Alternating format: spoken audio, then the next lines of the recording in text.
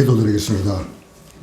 영광 받으시기 합당하신 주님, 봄, 여름, 가을 땀 흘려 일함으로 풍성한 수확을 할 수 있도록 인도하시고 비바람으로부터 우리를 지키사 거룩한 주의 전 예배의 처소로 나아오게 하심을 감사드립니다.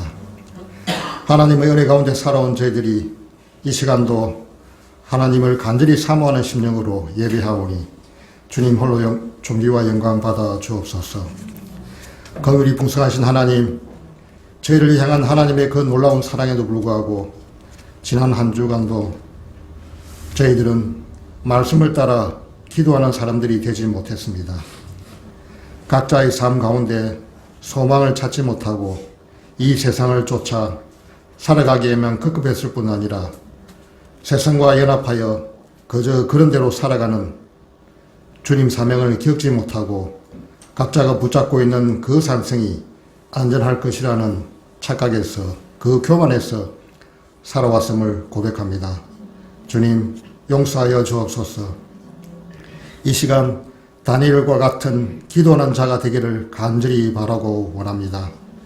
주님의 말씀이 이 땅에 온전히 이루어지기까지 그 말씀을 소망하는 하나님의 백성의 자리를 지키는 신실한 믿음의 종이 되게 하여 주옵소서.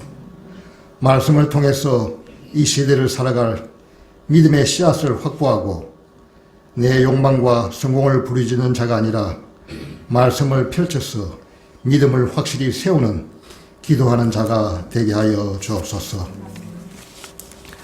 사랑의 하나님 아버지, 너희에게 인내가 필요하면 너희가 하나님의 뜻을 행한 후에 약속하신 것을 받기 위함이라. 하나님, 그동안 인생 가운데 여러 경로로 아픔과 고통 속에서 참으로 눈물겹게 인내하며 오래 참고 겪어왔던 수많은 믿음의 형제 자매들을 기억하여 주옵소서.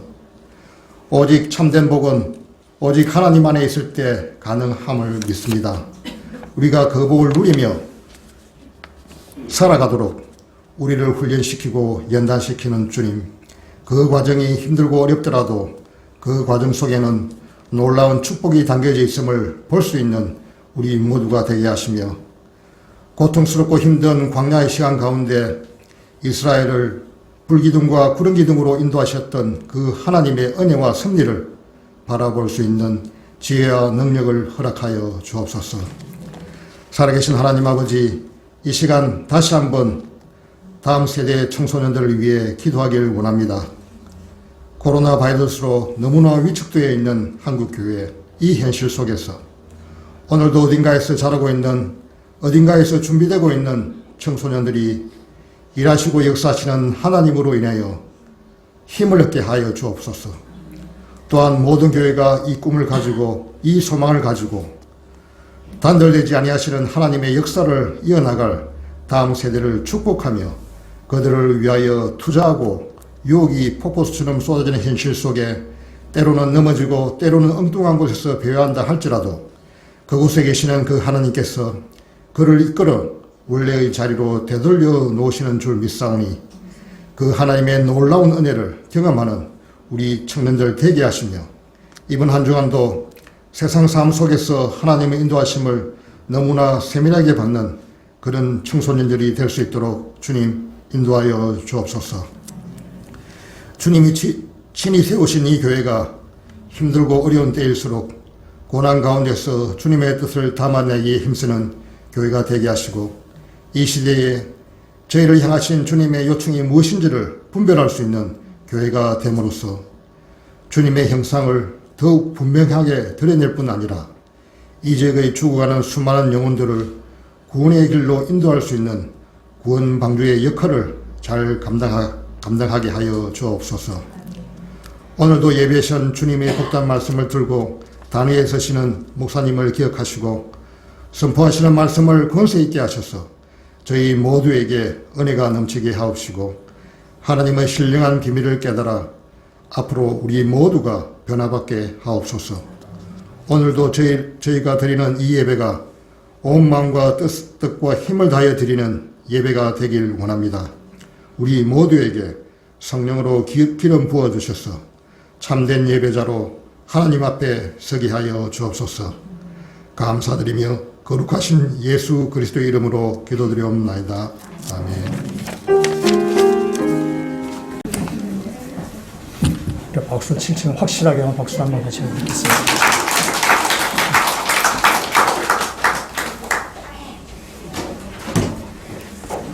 이럴 때는 우리가 아멘보다 얼씨고 이렇게 하면 예, 찬양이 또 추수감사절에 또 이렇게 풍성하게 아주 이렇게 해서 너무 감사합니다. 우리 하나님의 말씀 같이 보도록 하겠습니다. 히브리서 11장 8절에서부터 10절까지 있는 말씀입니다. 히브리서 11장 8절에서부터 우리 10절 3절 말씀 우리 한 목소리로 같이 읽도록 하겠습니다.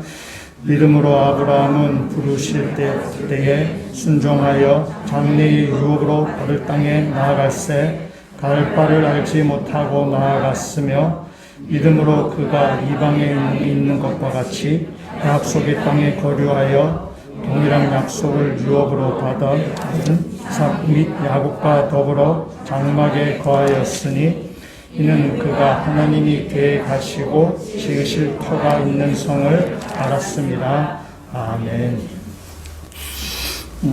우리가 추수감사절에 또 여러분들이 예전부터 물가도 많이 오르고 여러분 살림도 만만치 않을 텐데 또 이렇게 선물 상자를 이렇게 준비하셔서 너무나 감사하다는 생각이 듭니다.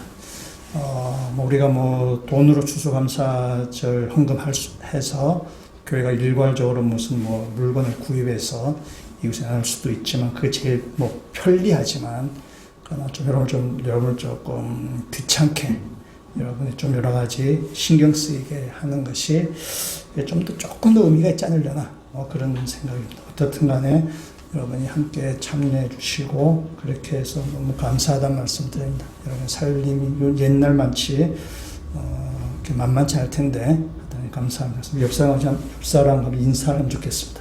나눌 수 있어서 감사합니다. 감사합니다. 예, 나눌 수 있는 게 감사하죠. 예, 사도행전에서도 사도 바울이 얘기한 것처럼 예수님의 말씀으로 받는 것보다 주는 것이 복이 있다. 나눌 수 있다는 게 얼마나 참 감사한 일인지 모르겠습니다. 이 추수감사절 우리가 11월 셋째 주를 지키는데 여러분 잘 아시는 것처럼 이것은 미국의 그 추수감사를 유래한 것입니다. 미국의 선교사님들이 우리나라에 들어와서 또 미국의 추수감사절을 소개하고 한국교회가 이렇게 받아들이게 됐습니다.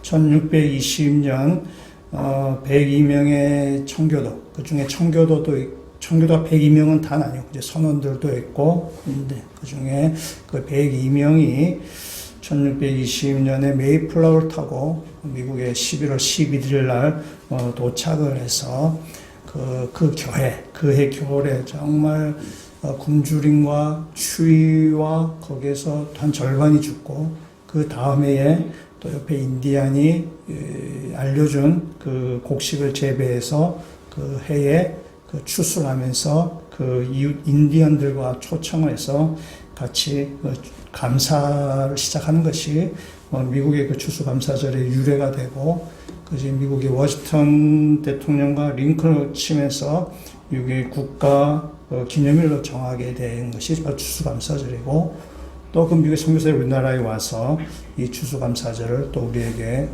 소개하고, 그래서 우리가 10월 셋째 주로 지키게 됩니다. 물론 우리도 우리 민족 고유의 그 추수감사절이 있습니다. 우리 민족 고유의 우리 옛날에 구사시대 부여, 용고 이래가지고 몇 있습니다. 어느 나라면 다 있어. 어느 나라 다 있는데 또 이것이 우리가 샤머니즘적인 것이 아니라 하나님께 대한 감사, 하나님 우리 가운데 베푸신 그 은혜에 대한 우리 찬양, 그런 것을 우리가 11월 셋째 주에 우리가 추수감사절을 지키게 됩니다. 그 메이플을 타고 갔던 그 청교도들이 그 미국의 미국의 아버지들이죠. 그 청교도를 통해서 미국의 역사가 이렇게 시작이 되고, 그래서 사람들이 점점 정착하면서 미국이 오늘날 이렇게 미국에 된 것입니다.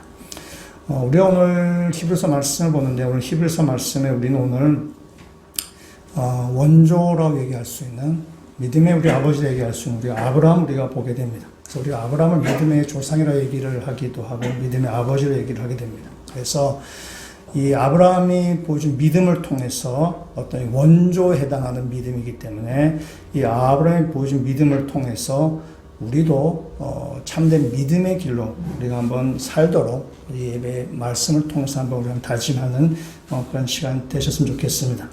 우리 8절에 있는 말씀을 같이 한번 다시 읽도록 하겠습니다. 믿음으로 아브라함은 부르심을 받았을 때에 순종하여 장래의 유업으로 받을 땅에 나아갈새 갈 바를 알지 못하고 나아갔으며 아멘. 우리 아브라함의 믿음을 얘기할 때 한 단어로 아브라함의 믿음을 소개할 수 있는 것은 그건 바로 순종입니다. 하나님께서 아브라함을 부르셨습니다. 아브라함은 그 하나님의 부르심에 믿음으로 반응하는데 그건 바로 순종입니다. 하나님의 부르심에 그냥 순종으로 반응하죠. 그래서 우리가 이 믿음과 순종을 생각할 때 믿음은 어떤 내적인 우리의 태도라고 이야기한다면은 순종은 그것이 겉으로 드러나는 것이 바로 믿음이 겉으로 드러난 것이 순종이라고 얘기할 수 있어요. 그래서 믿음은 순종을 통해서 겉으로 드러나게 되는 것입니다. 우리 신약학자, 우리 FF에서 브루스라는 아주 유명한 신학자인데 그분도 이렇게 정리를 했습니다. 내적인 믿음의 증거는 외적인 면에서 순종으로 나타난다. 그래서 믿음과 순종은 동전의 앞뒷면 같은 것입니다. 믿음이 있다고 하면서 순종하지 않는다? 그것은 있을 수 없는 이야기입니다. 그건 말로만 있지만은 실제적으로 그것은 믿음이 부족하다, 믿음이 없다라고 이야기할 수 있어요. 그래서 믿음이 겉으로 드러난 것이 순종이라고 얘기할 수 있습니다.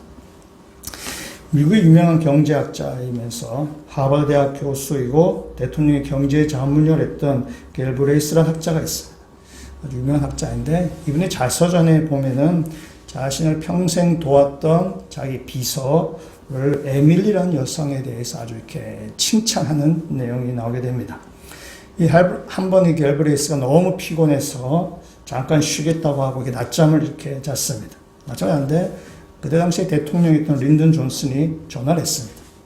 여기 백악관인데 갤브레이스 교수님을 좀 바꿔주십시오 라고 했어요. 에밀리가 있습니다. 죄송합니다. 지금 교수님은 너무 피곤해서 잠시 쉬고 계십니다. 저는 바꿔주지 않았습니다. 그래서 이 대통령이 자신이 대통령에서 밝혔어요. 나 지금 린든 존슨 대통령인데 교수를 좀 바꿔달라. 그랬더니 에밀리가 각하시군요. 너무 죄송합니다. 하지만 저를 고용한 사람은 각하가 아니라 저의 주인입니다. 라고 해서 전화를 바꿔주지 않았다는 것입니다. 아무리 각하라 한다 치더라도 나는 주인의 명령을 따른다라는 것입니다. 그래서 할 수 없이 린든 존슨이 전화를 끊고 나중에 다시 전화했다 그러죠. 나중에 전화해서 이렇게 얘기했답니다. 자네는 정말 훌륭한 비서를 뒀네. 좀 백악관으로 보내줄 수 없겠나. 이렇게 얘기했다는 것이죠. 충성된 거죠. 또 자기 주인이 누군지 알고 그 주인에게 순종하는 것입니다. 이렇게 순종하는 삶, 충성된 사람은 사람들에게도 칭찬을 받고 인정을 받게 된다는 사실입니다. 오늘 이 자리에 여러분 예배 자리에 나오셨는데요. 예배 자리에 나오시는 것도 하나님께서 여러분을 사실 부르신 사건입니다. 하나님을 부르셨고 여러분 그 부르심에 반응을 지금 보이는 것입니다. 여러분이 예배 자리에 나오는 것이 그냥 아이고 나았지 또는 오래 다니시면 습관적으로 나았지 얘기하실 수 있을지 모르겠지만은 우리 인생을 누가 이렇게 얘기할 수 있습니까? 오늘도 우리 가운데는 여러 가지 일들도 있을 수 있고 우리 가운데 여러 가지 우리를 이렇게 유혹하는 것들도 많이 있을 수 있지만은 여러분 하나님의 부르심 앞에 지금 반응한 거예요. 순종함으로 여러분 반응한 것입니다. 그래서 여러분 잘 그 믿음 가운데 거하신다는 사실을 잊지 않으셨으면 좋겠습니다. 오늘 이 자리에 부르신 것은 바로 하나님이 여러분을 부르셨다는 사실입니다. 그 부르심에 반응하신 여러분을 주의 이름으로 축원합니다.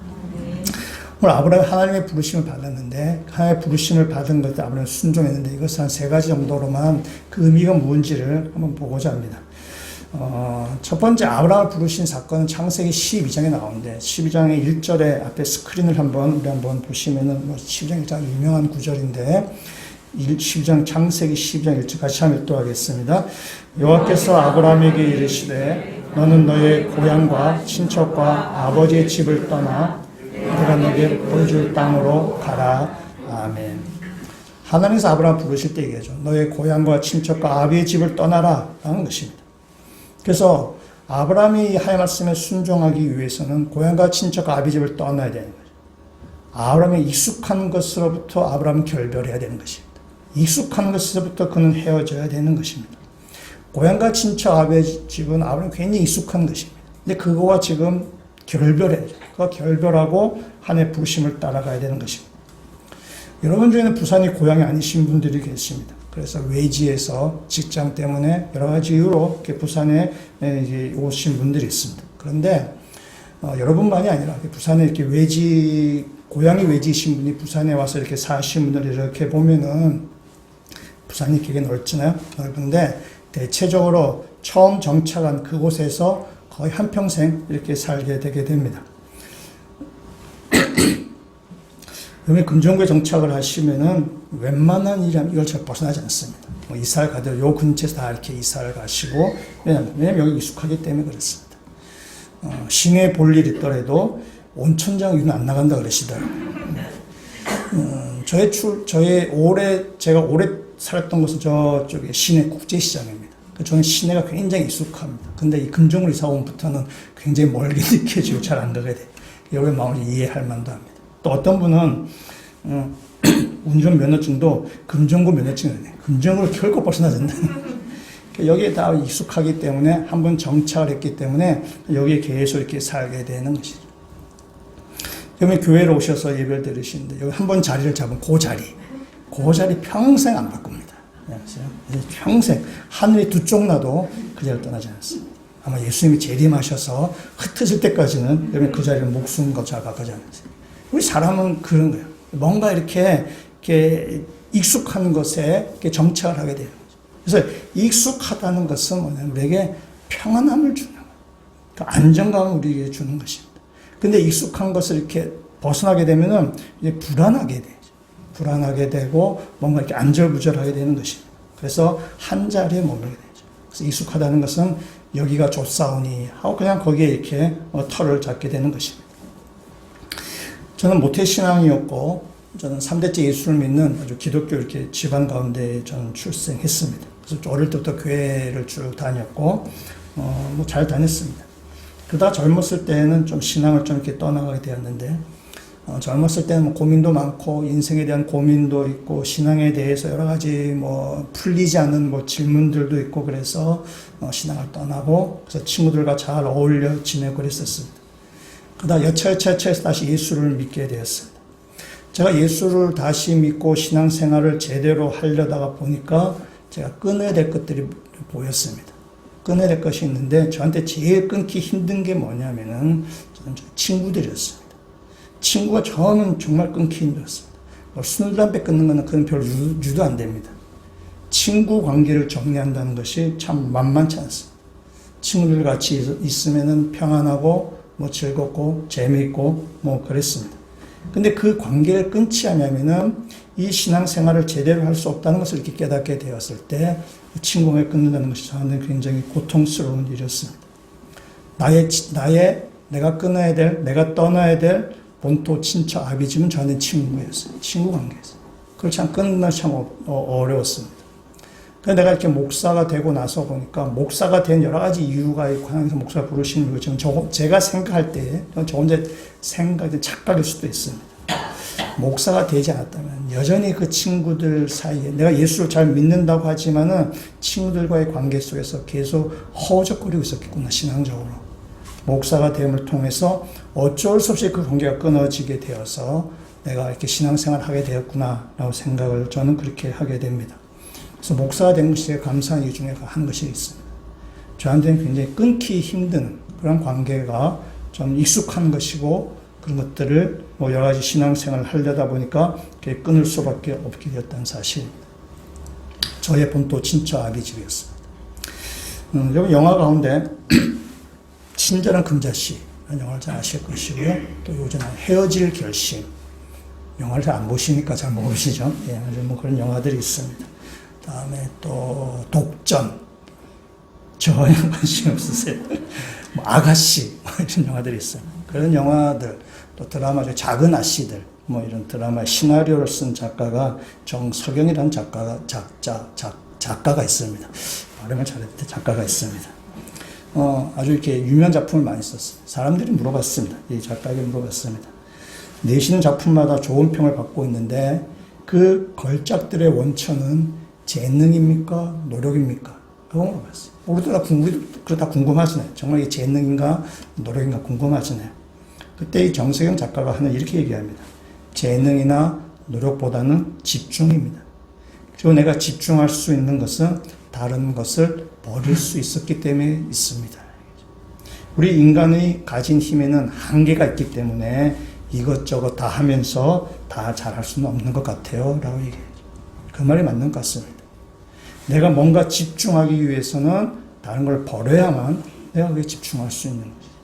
신앙생활에도 마찬가지인 것 같습니다.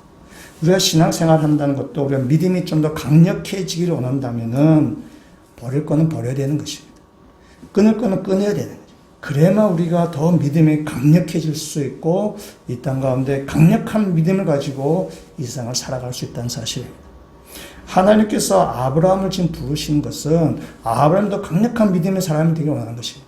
그래서 그를 붙잡고 있는 그를 익숙하게 하는, 그래서 하나님을 경험하지 못하게 만드는 아브라함이 익숙한 것, 본토 친척 아비 집을 떠나라 라고 하나님께서 아브라함에게 말씀하신 것입니다.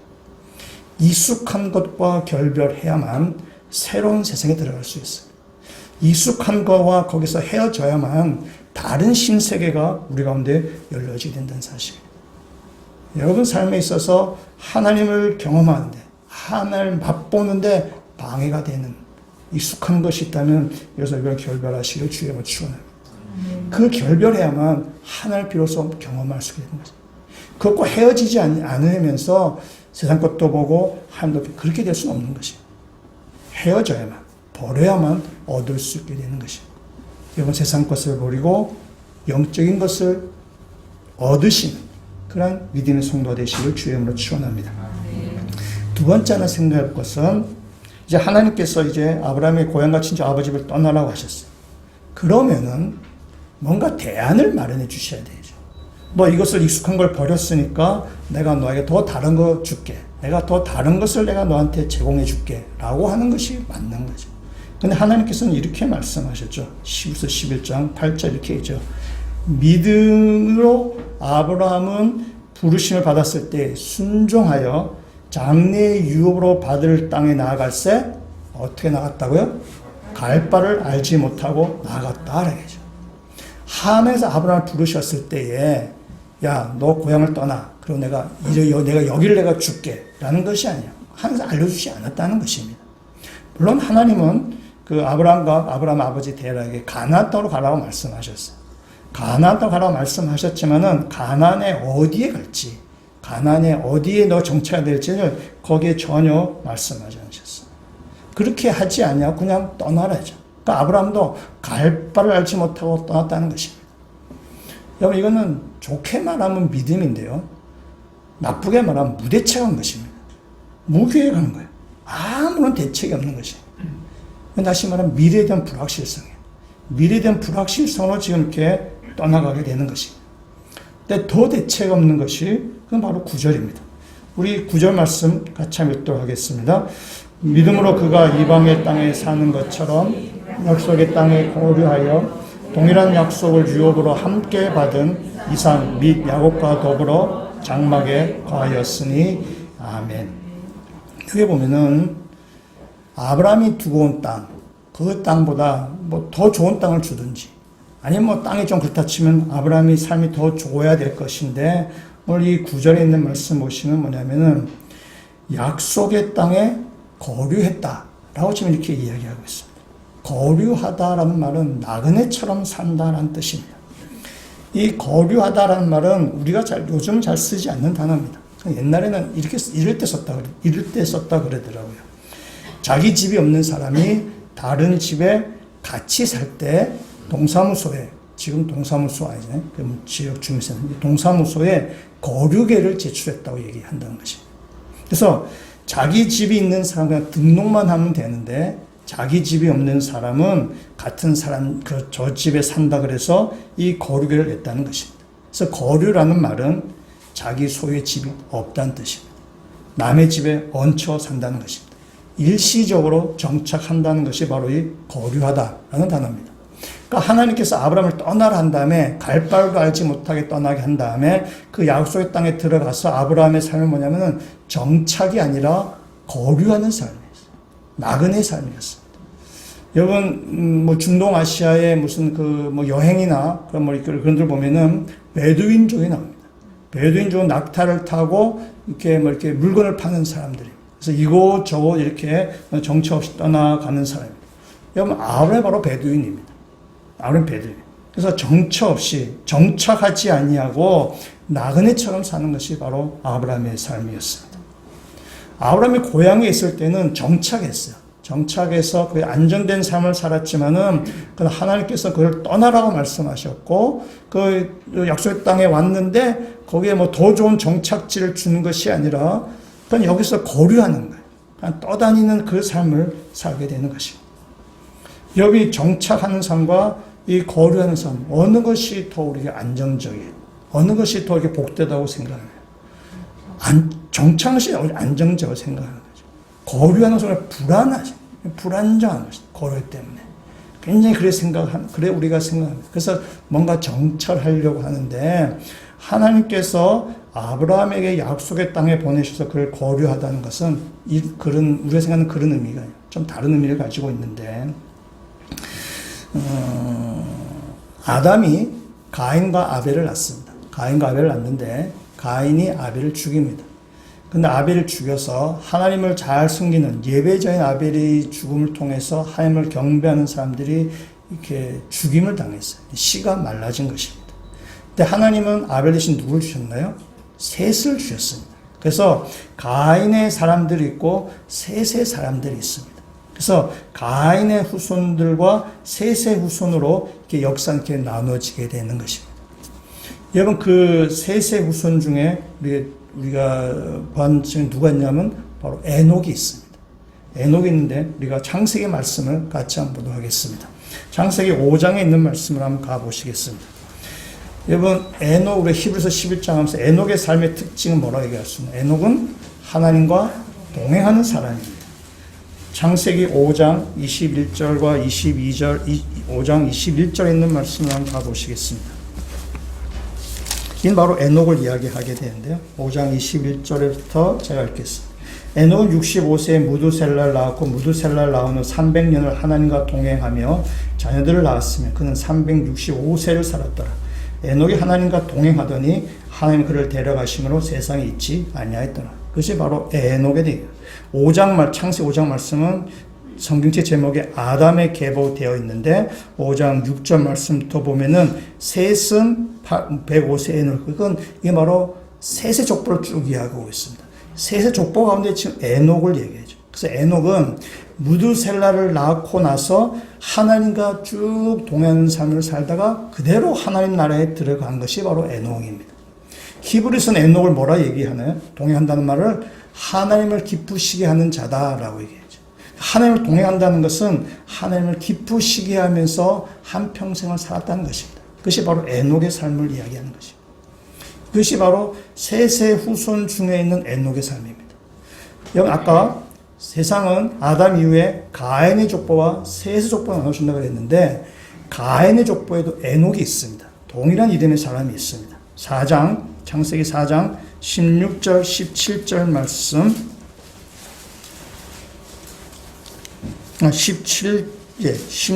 16절, 17절 말씀 같이 한번 읽도록 하겠습니다. 가인이 여호와 앞을 떠나서 에덴 동쪽 노 땅에 거주하더니 아내와 동침하매 그가 임신하여 에녹을 낳은지라 가인이 성을 쌓고 그의 아들의 이름으로 성을 이름하여 에녹이라 하니라. 아멘. 에녹의 이름 뜻이 뭔가요? 성입니다. 성이에요. 그래서 에녹을 낳고 그래서 성을 지었다고 얘기하죠. 그래서 이 에녹의 이름은 성이라는 뜻입니다. 성은 뭐예요? 성은 한 곳에 정착한다는 의미예요. 그래서 이 정착을 해서 거기에서 성을 쌓고 그러면 재산도 축적하고 거기에서 뭐 이렇게 뭐 관계도 맺고 이제 그렇게 살아가는 것입니다. 성을 왜 쌓습니까? 불안하기 때문에 불안하기 때문에 성을 쌓는 것입니다. 누가 공격할지 모르니까 성을 높이 쌓고 그 안에 들어가 사는 것입니다. 성이라는 것은 사람과의 관계의 단절을 의미하는 거죠. 사람과의 관계를 단절하고 사람의 공교로부터 자신을 지키려고 하는 것입니다. 이것이 바로 가인의 후손의 에녹의 모습입니다. 그러니까 가인의 후손 에녹의 모습은 한평생 불안한 거예요. 불안하기 때문에 성을 쌓고 사람과 단절한 가운데 사는 것입니다. 셋의 후손의 에녹 어떤 삶이에요? 하나님과 동행하는 삶이에요. 하나님을 즐겁게 하는 삶이에요. 그래서 이 거류하다라는 이 말은 바로 이 에녹의 셋의 후손 에녹의 삶입니다. 하나님과 동행하는 삶이에요. 하나님을 기쁘게 하는 삶이에요. 그것이 아브라함의 이 땅에서 거류한다는 의미예요. 나그네로 살아간다는 거죠. 세상에 거기에 마음 뺏기지 아니하고 하나님과 동행하며 하나님을 기쁘시게 하는 삶을 산다는 것입니다. 뭐 집을 짓지 않고 뭐 성을 쌓지 그런 의미가 아니고 이 땅에 나그네로 살아서 세상에 마음 뺏기지 아니하고 하나님을 즐거워하며 하나님을 기뻐하며 하나님을 동행하는 삶이란 것입니다. 놓고 볼 때에 가인의 후손인 그 에녹과 셋의 후손인 에녹 두 삶 가운데 어느 것이 정말 복된 삶인가요? 셋의 후손 에녹이 훨씬 복된 삶입니다. 훨씬 더 자유롭고 훨씬 더 복되고 훨씬 더 부유한 삶을 산 것이 바로 셋의 후손 에녹의 삶입니다.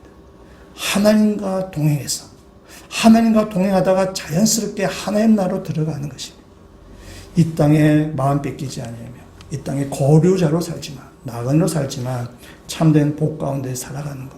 그것이 바로 하나님과 나그네로서 이 땅에 거류하는 에녹의 삶이며 바로 아브라함의 삶이라는 사실. 여러분들도 이 땅에 나그네의 삶이라는 사실 잊지 아니하시고 하늘을 바라보면서 살아가시는 믿음의 성도가 되시기를 주님으로 축원합니다. 그래서 히브리서 말씀을 다시 한번 보시면은 히브리서 말씀을 다시 보면은 이 아브라함이 나그네의 삶으로 살 수 있었던 것은 10절에 있는 말씀 우리가 보면 10절의 말씀 볼 수 있습니다. 10절에 있는 말씀 히브리서 같이 읽도록 하겠습니다. 이는 그가 하나님이 계획하시고 지으실 터가 있는 성을 바랐습니다. 아멘.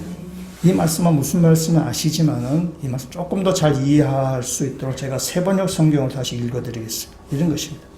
그는 하나님께서 설계하시고 세우실 튼튼한 기초를 가진 도시를 바랐던 것입니다. 그러니까 지금 아브라함이 이 장막 생활을 하면서 불편함을 감수하고 뭔가 좀 불안하고 이 나그네로 살 수 있었던 것은 뭐냐면 하나님께서 설계하시고 세우신 그 성을 아브라함은 바라봤기 때문에 그렇습니다. 그 성을 바라봤기 때문에 이 땅에서 나그네로 사는 것입니다. 여러분 우리가 뭐 이렇게 건축을 할 때에 설계하는 사람과 다음에 시공하는 사람이 다릅니다. 왜냐하면 인간은 설계하는 사람이 시공을 하게 되면 그 안에 부정과 비리가 들어가야 되겠어요. 근데 건물을 정말 잘 지으려면 설계한 사람이 시공을 해야 되죠. 왜냐하면 설계할 때 이 건물에 생각이 있잖아요. 아, 내가 이렇게 지어야 되겠다라고 했는데 그것이 그대로 잘 실현이 되려면 설계자와 시공자가 같아야 되죠. 근데 인간 사회에서는 이것을 같이 해버리면 그 안에 부정, 탈법, 비리가 들어가면 이것을 나누게 되고 또 감리가 와서 또 조사 이렇게 되는 거죠. 그러나 건물을 정말 잘 지으려면 설계자, 시공자가 같아야 되는 것입니다. 하나님께서 이 하나님 나라를 계획하시고 그 하나님 나라를 지금 시공하셨어요. 얼마나 잘 지었겠어요. 하나님 나라 얼마나 멋있게 잘 지었겠습니까. 아브라함이 그 성을 바라본 것입니다. 그래서 이 10절에 있는 말씀에 그 지실 터가 있는 상을 바랐습니다 라고 했는데 이 성에는 정관사가 더 붙습니다. NIV 성경에도 더 시티라고 되어 있어요. 정관사가 붙습니다. 정관사가 붙는다는 의미는 뭐냐? 유일하고 특별하고 하나밖에 없다는 뜻입니다. 바로 그 성, 하나님께서 설계하시고 시공하셔서 완성하신 그 바로 그 성, 유일한 그 성이 바로 우리가 들어갈 하나님 나라라는 사실입니다. 그 성을 아브라함이 바라봤기 때문에 이 땅에서 나그네로 아브라함은 살아갈 수 있다는 사실입니다. 그 성이 우리에 준비되어 있기 때문에 이 땅에서 나그네의 삶으로서 그래서 거류하면서 살아가는 것입니다. 아브라함이 이 고향, 친척, 아비 집을 떠나는 이 이야기를 스데반 집사도 이 부분을 설교합니다. 스데반 집사 설교 내용을 한번 같이 한번 보도록 하겠습니다. 사도행전 7장에 있는 말씀을 우리 한번 가보시도록 하겠습니다.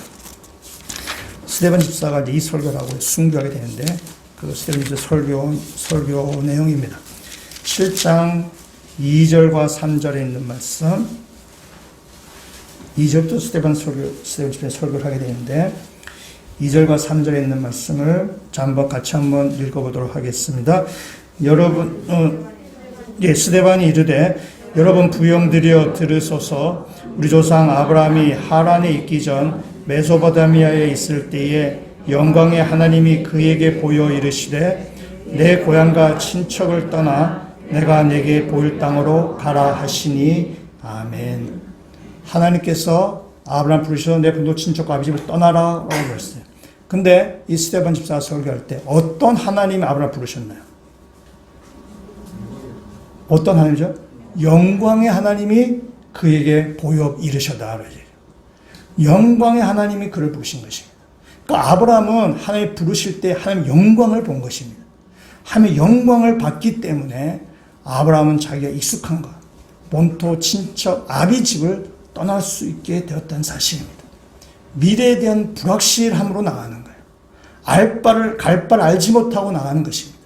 그럼에도 나갈 수 있는 것은 미래가 불확실하지만 나갈 수 있는 것은 하나님의 영광을 받기 때문에 그렇습니다. 하나님의 영광을 받기 때문에 미래에 불확실하지만은 그냥 한 발 내딛는 것이 바로 아브라함이라는 사실입니다. 그것이 바로 믿음의 한 걸음 내딛는 것입니다. 폴란드에 호페치 카임이라는 아주 유명한 그 유대교 랍비가 있습니다. 이분이 굉장히 검소한 생활을 하셨다고 합니다. 집에는 테이블 하나와 뭐 책들밖에 없었다고 합니다. 한번 그의 집을 방문한 기자가 이렇게 물었습니다. 랍비여, 당신의 가구는 어디에 있습니까? 그 호페치 카임 랍비가 기자에게 느닷없이 되물었습니다. 당신의 가구는 어디에 있나요? 이 기자가 당황했어요. 아니, 제 가구라뇨. 저는 여기에 방문객입니다. 저는 그냥 들렸다 갈 뿐입니다. 카임이 얘기합니다. 저도 마찬가지입니다. 저도 이 땅에 그냥 잠시 왔다가 지나가는 방문객입니다. 그래서 그는 집에 많은 가구를 들이지 않았다는 것입니다. 그럼 방문객에게 무슨 가구가 필요하겠어요? 이 호페치 카임이라는 랍비는 이 땅에 자기가 나그네라는 삶을 분명히 아는 것입니다. 우리 삶에게 던지는 우리에게 참 좋은 도전 메시지가 있는 거죠. 이 땅에 있는 것은 다 지나갈 것입니다. 우리가 가는 것은 바로 그 성, 하나님께서 계획하시고 완공하신 그 더 시티, 하나님의 그 성이 우리 가운데 준비되어 있다는 사실입니다. 그 성을 바라보고 우리는 살아가는 거죠. 이 땅에 나그네로 살아간다는 사실입니다. 아브라함 믿음을 우리가 한번 생각해 볼 때에 하나님께서 아브라함 부르셨을 때에 아브라함이 온전히 순종한 것이 아닙니다. 하나님께서 아브라함을 갈대아 우르에 있을 때 이렇게 하나님께서 아브라함을 부르셨습니다. 오늘 여기 사도행전 나오는데 갈대아 우르에 있을 때 하나님께서 이 아브라함 부르셨습니다. 여러분 갈대아 우르라는 지역은 바벨론 지역입니다. 바벨론에는 당대 최고의 문화와 그 학문과 그런 기술이 있던 곳이 바로 갈대아 지역입니다. 바벨론 지역입니다. 여러분 고고학적으로 지구라트가 이곳에 있었습니다. 아주 고대 건축물입니다. 여러분 건축이라는 것은 어떤 시대나 그 건축이라는 것은 그 시대의 과학과 지식이 집결된 그 결과물이 바로 건축물입니다. 굉장히 그 시대에 아주 과학이 집약적으로 나타나는 것이 바로 이 건축. 그 지구라트가 그 바벨론에 있었습니다. 또한 이곳에는 그 옛날에 잘 배웠던 함무라비 법전도 있었습니다. 그래서 여기 이 바벨론 지역, 이 갈대아 지역은 문화가 발달되고 문명이 발달되고 사회가 안정되어 있고 뭐 기술이 있고 아주 이렇게 번영됐던 바로 그런 지역입니다. 때문에 아브라함이 갈대아 우르를 떠난다는 것은 익숙한 것을 떠난 그 정도 이야기가 아닙니다. 자기가 아주 그 당대 최고의 문화와 기술과 환경과 교육 조건을 떠난다는 것입니다. 우리를 비견하자면은 서울의 강남을 떠나서 저쪽 어디에 중소도시로 이렇게 이사하고 그런 것과 비슷하다고 얘기할 수 있을지 모르겠어요. 하나님께서 너 아브라함이 갈대아 우르를 떠나라 라고 할 때에 아브라함이 거기서 이제 갈대아를 떠납니다.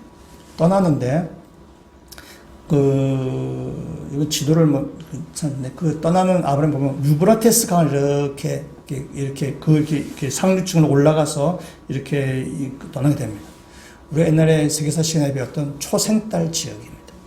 그게 메소포타미아 문명 지역입니다. 그 유브라테스 강을 이렇게 쭉 따라 올라가다가 하란에 딱 머뭅니다.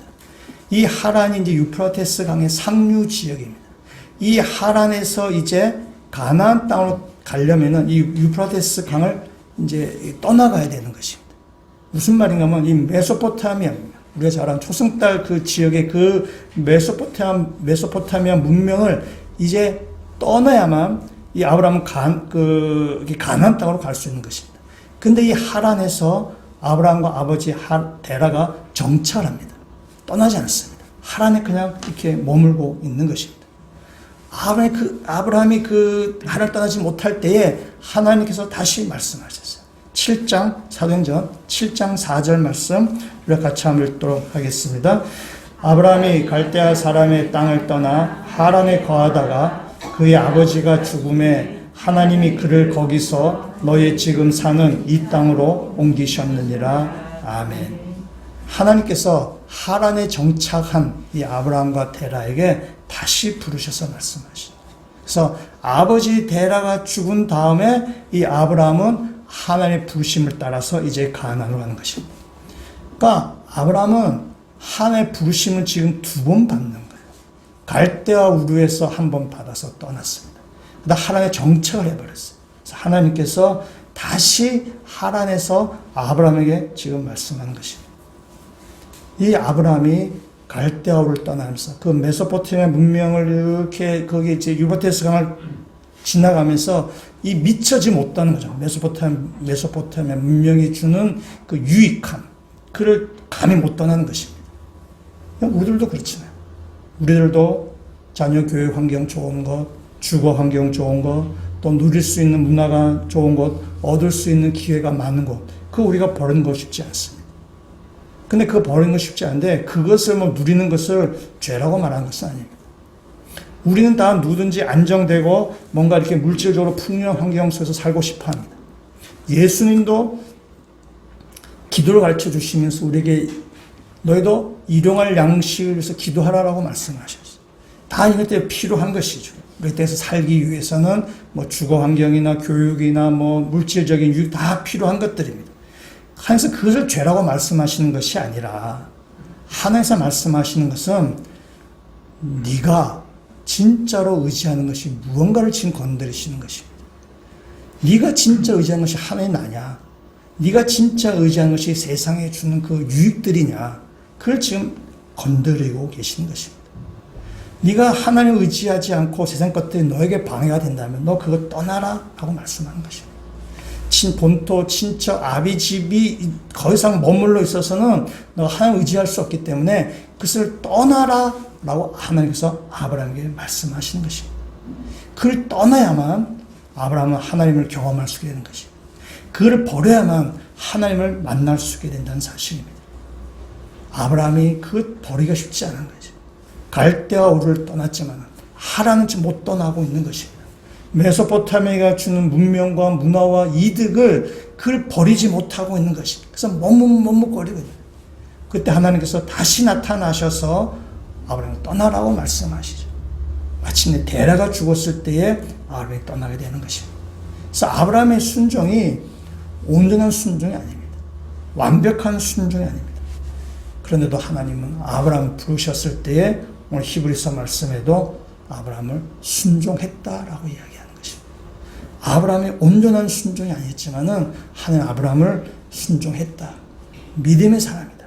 믿음의 아버지다. 원조 믿음의 조상이다. 라고 하나님은 아브라함을 그렇게 부르고 계시다는 사실입니다. 우리가 히브리서 11장의 말씀 우리가 지금 여러 믿음의 사람들 보고 있는데요. 앞에 아벨이나 에녹도 봤습니다. 다 짧게 기록되어 있어요. 한 줄만 기록되지 않습니다. 여러분 짧게 기록하다가 보니까 아벨이나 에녹의 핵심적인 부분만 딱 기록되어 있어요. 아벨은 예배자로서, 에녹은 하나님과 동행하는 사람으로 기록되어 있습니다. 그 사람을 짧게 기록하다 보니 그렇습니다. 그런데 아브라함은 다르죠. 아브라함은 굉장히 길게 되어 있어요. 굉장히 길게 되어 있다 보니까 아브라함의 삶을 보면은 그런 실수도 많고 뭐 죄된 부분들도 있고 하나님 믿지 못하는 부분도 있고 뭐 여러 가지 인간의 약점들이 많이 나오게 됩니다. 짧게 적으면은 아브라함의 핵심적인 부분 얘기하실 것입니다. 아브라함은 믿음의 사람이었다. 아브라함은 순종했다. 라고 짧게 될 텐데 그 아브라함 인생을 길게 펼치다가 보니까 그 안에 여러 가지 믿음 없음, 믿음의 부족함, 하나님을 믿지 못함, 인간의 뭐 수완을 쓰는 것, 여러 가지 인간적인 방법을 쓰는 시간이 많이 이렇게 내포되어 있습니다. 아브라함이 훨씬 인간적이죠. 여기 뭐 인스타그램 하시는 분은 잘 아시지만 인스타그램에는 불행이 없다고 하지 않습니까? 그냥 한컷 사진만 있다 보니까 가장 행복한 것처럼 가장해서 찍을 수 있는 거죠. 한컷 사진만 있기 때문에. 근데 우리의 인생은 한컷 사진이 아니라 우리는 동영상이잖아요. 인생은 여러 가지가 쭉 연속되어 있지 않습니까? 그래서 아브라함이 우리에게 믿음의 조상이라고 얘기하는 것은 아브라함 믿음이 좋은 것이 있지만 아브라함이 그 믿음에 이를 때까지 그 얼마나 실수도 많이 하고 얼마나 하나님을 불신하기도 하고 얼마나 자기 마음대로 살았는가를 이렇게 보여주기 때문에 그런 거죠. 그런데 하나님은 그 아브라함을 뭐라 얘기하냐? 믿음의 사람이다 얘기하는 거죠. 순종의 사람이라고 이야기하는 것입니다. 아브라함의 모든 과정이 다 있지만 그 모든 과정을 다 덮으시고 아브라함은 믿음의 사람이다. 하나님 아브라함을 나의 벗이라고 부릅니다. 야고보서에는 나의 친구라고 부르는 것입니다. 하나님께서 모든 걸 다 덮어주시고 믿음을 보시는 것입니다. 오늘 이 자리에 오신 여러분들 가운데는 어떤 사람은 아직 갈대아 우리에 남아있는 사람들도 있을 것입니다. 어떤 사람은 그 유프라테스 강을 쭉 따라서 이렇게 걸어가는 사람도 있을 것입니다. 어떤 사람은 하란에 머무르면서 머뭇머뭇 떠나지 못하는 그런 사람도 있을 것입니다. 어떤 사람은 또 가나안에 가는 사람도 있을 것이고, 어떤 사람은 가나안에서 나그네처럼 살아가는 사람도 있을 것입니다. 어떤 사람은 또 하나님께서 준비하신 그 성을 바라보면서 살아가는 사람들도 있을 것입니다. 우리는 다 각자 다 다른 과정 가운데 있습니다. 다 다른 과정 가운데 있기 때문에 우리가 다른 사람을 쉽게 판단하거나 다른 사람을 쉽게 정죄할 수 없는 것입니다. 하나님께서 하실 일입니다. 그러나 우리는 다 과정이 다 다른 가운데 있지만은 그러나 우리 모두 다 그 과정에서 한 걸음씩 믿음으로 한 걸음씩 내딛어 가야 되는 것입니다. 그것이 바로 믿음의 사람의 모습입니다. 그 믿음의 과정을 다 겪었을 때 하나님께서 우리를 보고 믿음의 사람이다 우리를 평가하신다는 사실입니다. 빌리그램 전도단의 찬양 가수 가운데 킴 웍스라는 한국계 미군이 있습니다. 이 사람은 어린 시절 6.25 전쟁 때 실명을 했습니다. 그리고 고아원에서 지냈는데 미국 중사 한 사람이 이 사람을 고아원을 방문했다가 이 아이를 입양을 해서 미국에 데려갔습니다. 그래서 자기 고향에 데리고 가서 거기에서 공부를 시켰는데 이분이 성악을 전공했고 오스트리아 유학까지 가서 아주 훌륭한 성과가 되었습니다. 그러다가 그 하나님의 은혜에 그가 감사해서 이 빌리 그레함과 함께 이렇게 찬양사를 하게 되었습니다.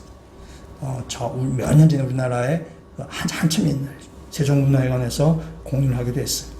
이 키목스는 이렇게 이야기합니다. 저는 시각 장애인이기 때문에 사람들의 인도를 받습니다.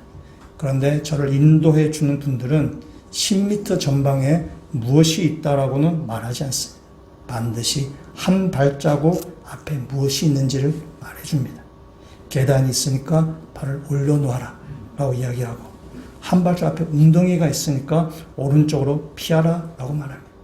저는 그렇게 저 인도자의 말을 따라서 한 걸음 순종해 가다가 보면 어느덧 목적지에 안전하게 도착했는 것을 저는 경험하게 됩니다. 하나님이 우리를 그와 같이 인도하시는 것입니다. 하나님을 믿고 한 걸음 따라가다 보면 하나님 말씀에 순종하다가 보면 어느새 목적지에 도달해 있게 될 것입니다. 그것이 바로 에녹의 삶이고 아브라함의 삶입니다. 아브라함의 삶이 길게 되어 있지만 그걸 쫙 줄이면은 아마 에녹 대신 아브라함 이름을 넣어야 될 것입니다. 하나님과 동행하였다. 하나님을 기쁘시는 삶을 살았다. 라고 얘기할 수 있을 것입니다. 그걸 쫙 펼쳐놓으니까 그 안에 여러 가지 우한이 많이 이렇게 얘기거리가 많이 나오는 거죠. 우리의 삶도 마찬가지입니다. 우리 삶도 여러분들이 다 우리 과정이 다 다르고 환경이 다르고 입장이 다 다릅니다. 그러나 우리 하나님께서 우리를 인도하실 때, 한 걸음 한 걸음 인도하실 때에 그에 따라서 한 걸음 한 걸음 순종할 때에 하나님과 동행하는 삶을 살게 될 것이고 하나님을 기쁘게 삶을 살게 될 것이고 마침내 하나님의 영광 가운데 우리는 들어가게 될 것입니다. 그 성에 우리는 마침내 들어가게 될 것입니다. 그래서 하나님께서 우리를 향해서 순종의 사람, 믿음의 사람이다라고 우리를 평가해 주실 것입니다. 그 사실을 믿고 한 걸음 한 걸음 믿음의 걸음을 내디디시는 믿음의 성도가 되시기를 주님의 이름으로 축원합니다. 같이 한번 기도드리시겠습니다. 주님, 저희들을 세상에서 불러내어 주심을 감사합니다. 우리에게 주님께서 계획하시고 지으신 그 성을 준비하셨음을, 또 그 성을 약속하셨음을 또 알게 하심을 감사드립니다. 이제 우리 이 땅에서 주님을 의지하는데 방해가 되는 것들, 그것이 비록 내가 익숙한 것이라 치더라도 그것을 버리고 주님을 따르는 주의 백성이 되게 하여 주시옵소서. 우리는 여전히 부족하고 미성숙하고 여전히 보잘것도 없고 참 작은 믿음을 가지고 있지만, 그러나 우리를 기다리고 계시는 그 주님을 생각하며 오늘 하루도 믿음의 발걸음을 한 걸음 한 걸음 내딛고 주의 말씀에 순종하며 한 걸음 한 걸음 살아가는 그런 그리스도인이 되도록 주님 저희들 인도하여 주시옵소서. 예수 그리스도의 이름으로 기도합니다. 아멘.